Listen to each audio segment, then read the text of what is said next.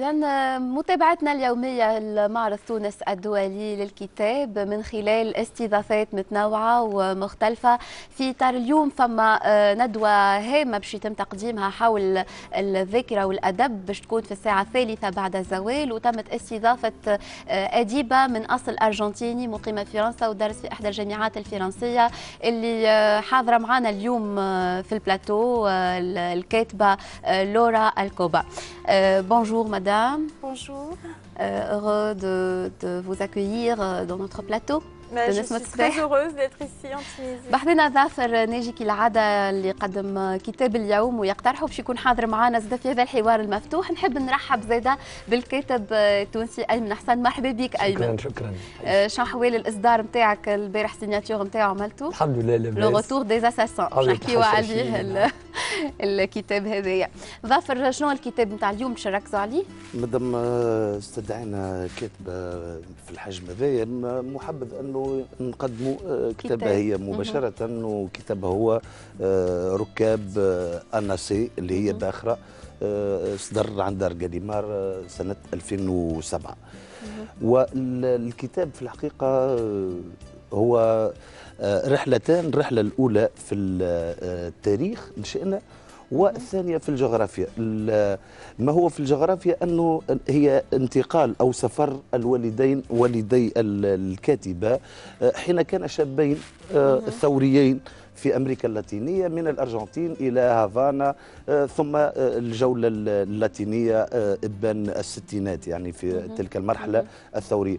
الثانية هي الرحلة في التاريخ، لأن لورا تعود إلى زمن ولادتها حين كان عمرها شهر، وتعود إلى شهادات والديها وآخرين لتحقق فيما جرى بالضبط، يعني كأنها تعيد حكاية العائلة من خلال تلك الشهادات، وكأنها تريد أن تكون حاضرة زمن لم تكن موجودة. هذه هي تقريب هي رواية ركاب أناسي اللي باش نتحدثوا فيها بالضبط بالطبيعة على الكتاب هذايا معها. Alors s'il vous plaît, je veux poser cette question. Après Manège, une petite histoire de l'Argentine, publiée en 2007, vous avez poursuivi votre travail d'écriture autour de vos mémoires en fuite après votre livre Les Passagers de l'Anna C. D'abord, pouvez-vous nous présenter ce livre d'après vous? Et puis, est-ce qu'on peut dire que la mémoire est un élément indispensable dans vos écritures? C'est vrai que je travaille depuis quelque temps, depuis mon premier roman sur la mémoire. Dans mon premier roman, je me suis centrée sur ma mémoire d'enfant.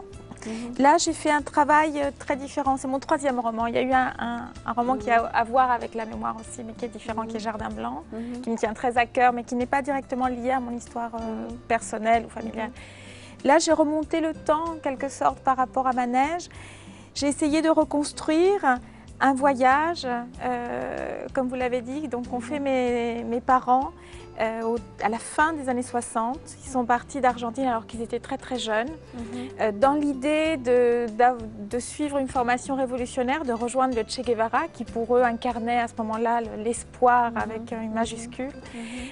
Ils sont passés par l'Europe, ils sont allés à Cuba, ils ont vécu 1 an et demi là-bas et ils ont eu une série d'expériences.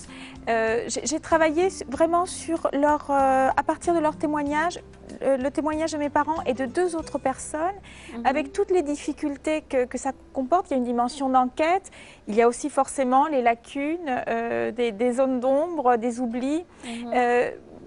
C'est une expérience qui s'est faite dans la clandestinité, dans le secret, et c'est aussi un élément important du livre. Donc forcément, il a fallu là que je mène un travail d'enquête avec tous les... D'autres témoins aussi. Oui, et 2 autres témoins. Survivants de tout à fait. J'ai travaillé sur... Oui. J'ai travaillé sur 4 mémoires, donc celle de mes parents et de 2 autres personnes. La personne qui les a recrutées, que j'ai retrouvée en Argentine, qui habite toujours en Argentine, et une autre personne qui intervient plutôt dans la seconde partie du roman. Pour moi, c'est un roman au-delà de l'expérience de mes parents, parce que c'est pas un projet autobiographique. C'était même si bien sûr Il y a un peu d'autobiographie. Il y a bien sûr une dimension autobiographique parce qu'il se trouve que je suis née par hasard à la fin de ce voyage.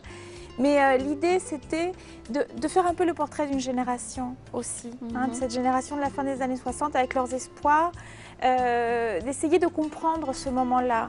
Comment des jeunes qui avaient 18 ans ont pu s'embarquer dans un tel périple avec quelle était la nature et la force de cet espoir et de ce projet-là qui est du siècle dernier, qui est d'une autre époque, et en même temps que je voulais comprendre. C'est un voyage aussi initiatique pour eux. Ils retournent en Argentine pas mal changés. Ce qu'ils trouvent à Cuba ne correspond pas toujours à ce qu'ils imaginaient. Donc ça, c'est, je crois, le propre aussi de beaucoup d'expériences de ce type et peut-être de l'idée qu'ils se faisaient de la révolution et ce qu'ils ont vu vraiment. Voilà, donc alors je vais essayer de traduire un peu. Oui, je parle peut-être. الحقيقة تقول لورا الكبة يعني فما كلمة ترجع ياسر في كلامها اللي هي الأمل، هي رواية أمل، un roman d'espoir.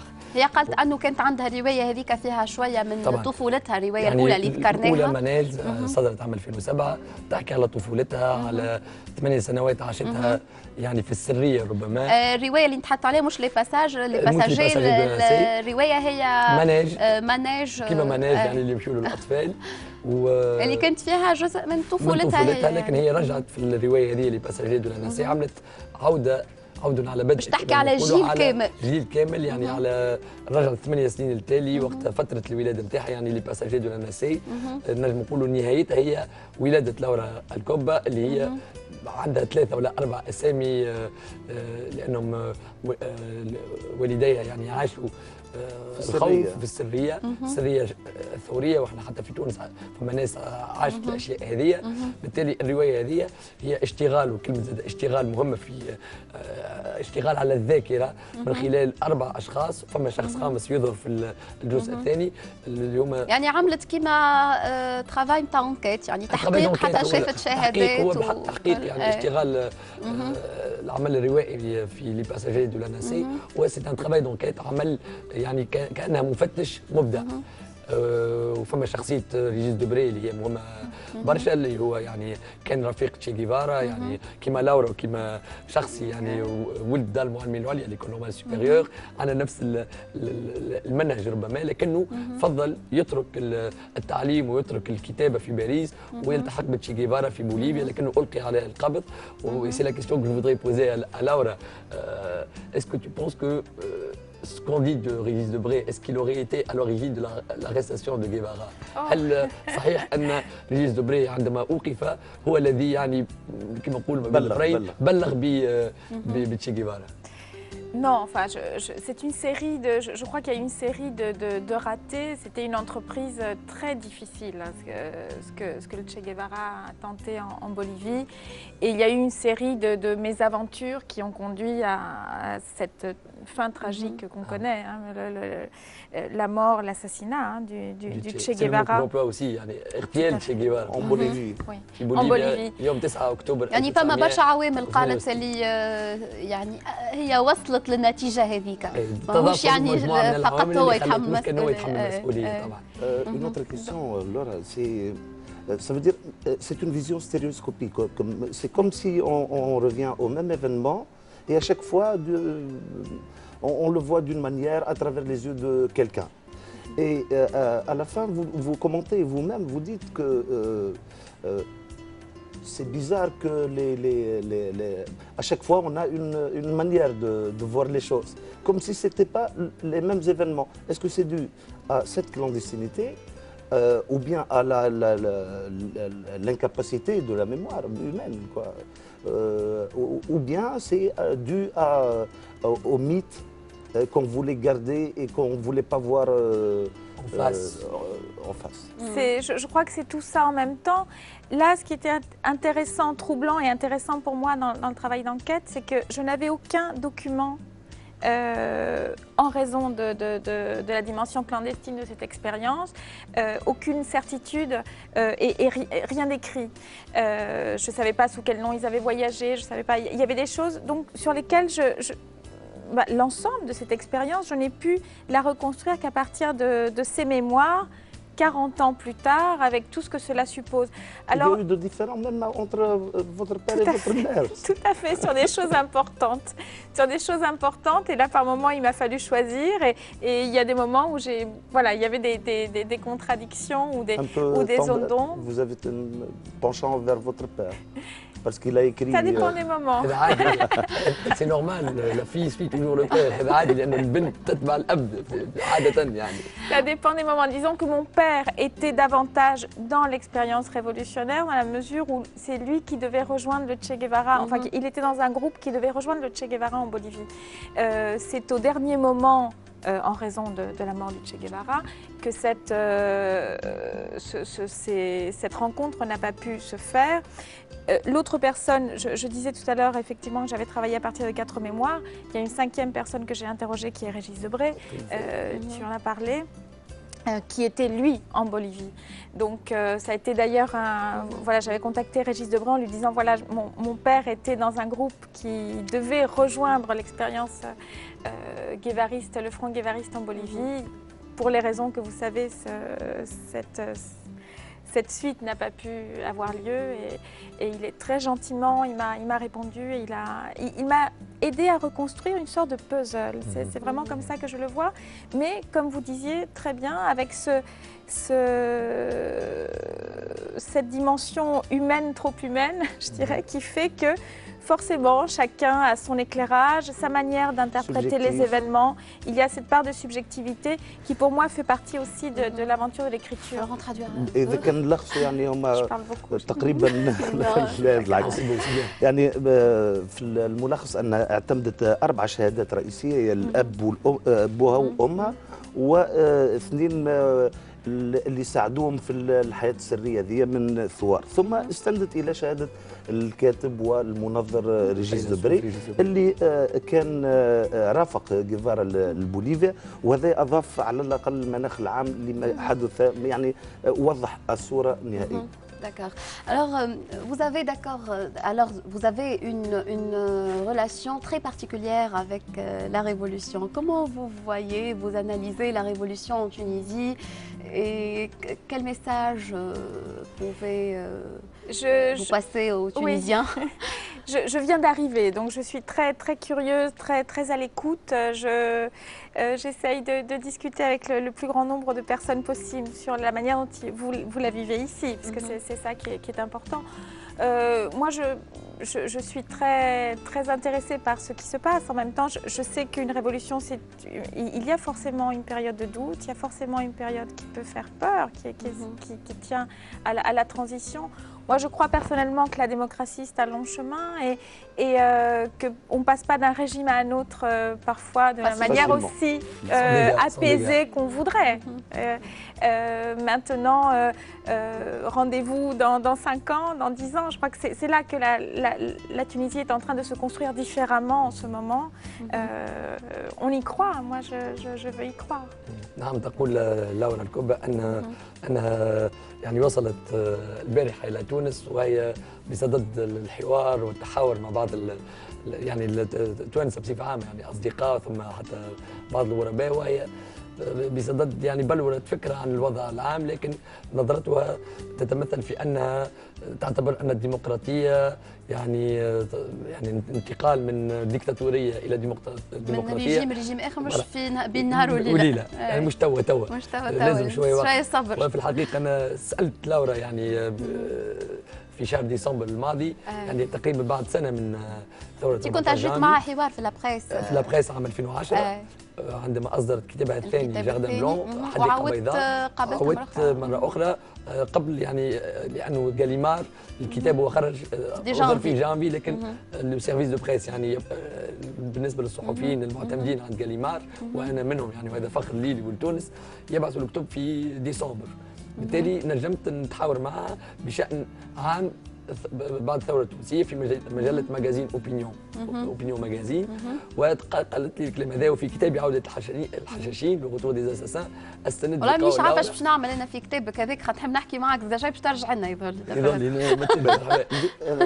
نضيف سؤال لورا. Encore une question, c'est vous avez cherché un nom. Oui. Une identité, enfin. Oui. Au début, vous avez passé quelques années, pratiquement, vous ne connaissez même pas lequel votre vrai nom. Le prénom seulement. Enfin, le nom, voilà, oui, le nom de mon père, oui, le vrai, qui m'a été donné ensuite, mais je ne sais pas sous quel nom j'ai été enregistrée à la naissance, ni sous quel nom j'ai voyagé à bord de la nacelle. Est-ce que ce roman n'est pas en quelque sorte psychologiquement une recherche, un retour vers les racines pour confirmer une identité, un nom, pour arracher une... Oui, il y a cette dimension-là, mais pour moi, comme je vous disais, même si cette question est posée, l'idée c'était de faire un peu le portrait d'une génération, d'essayer de comprendre cette aventure-là. Maintenant, c'est vrai que c'est quelque chose que j'ai déjà exploré dans ma neige. Il se trouve que je suis née de cette aventure révolutionnaire avec tout ce que ça suppose de clandestinité. En 68, vous êtes née 68 ardes sans lettres, sans contribuer.